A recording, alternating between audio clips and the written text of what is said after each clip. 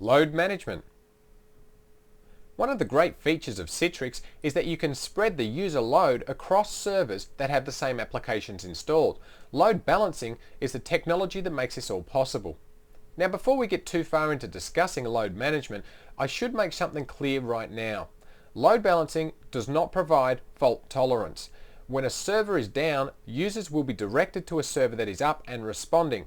But existing user sessions on a server that goes down will not be redirected and they'll be lost, and then those users will have to reconnect again.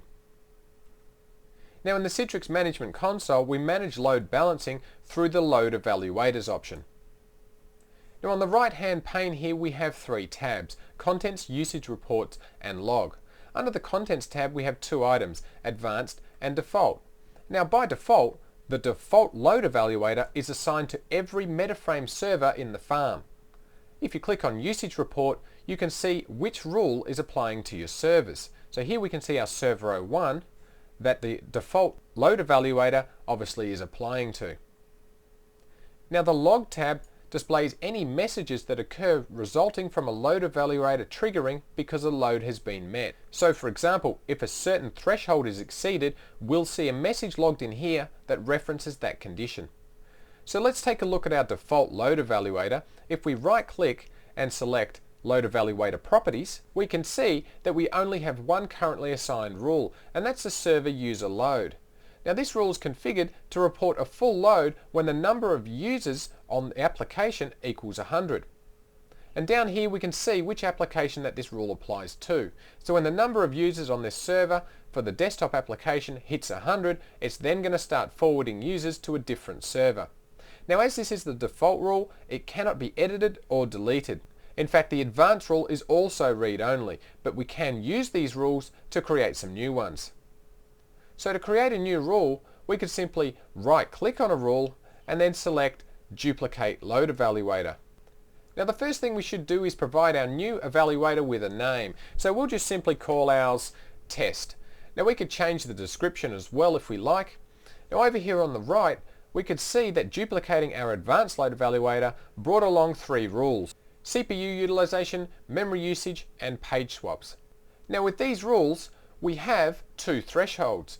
In the first field, the server will report back a full load when the threshold listed in this box is exceeded. When the server load drops to the value listed in the box below, the server will report back no load. So what happens here, as with the default rule, is that when any of these three rules up here exceeds one of the values set, then this server will start forwarding clients to a different server. Alright, so we'll click on OK, and then we can see that our new load evaluator has been created. So what happens if all your servers happen to hit a threshold that's set in the load evaluators? Well, no more clients will be able to connect and they will be refused access. Now that we've created our new load evaluator, we can assign it to a server.